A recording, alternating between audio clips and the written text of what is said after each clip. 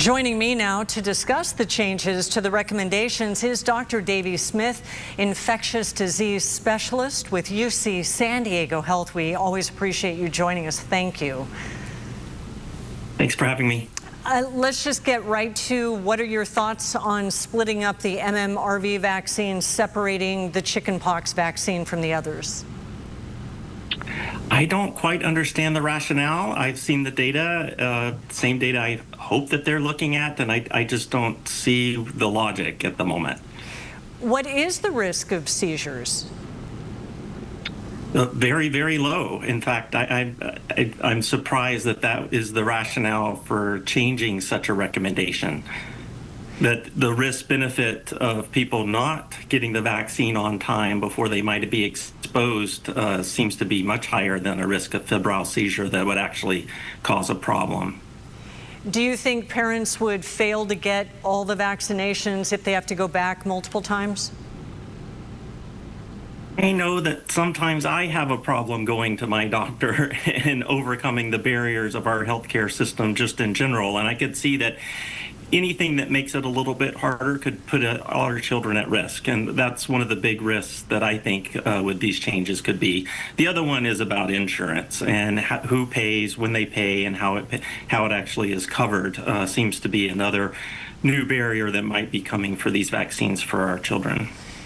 Do you believe there's a danger in delaying the Hep B vaccine for infants?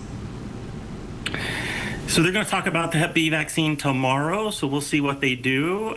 We've known for a long time that the hepatitis B vaccine for children is very safe, and it's a great time to stimulate an immune response. There's still lots of people, especially moms, that have hepatitis B and don't know it, and when they're pregnant, they get tested, and we have a procedure to protect their newborn.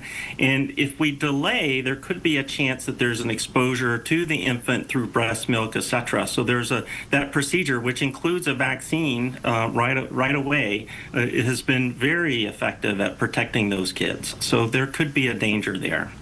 What barriers do you see this possibly having for children?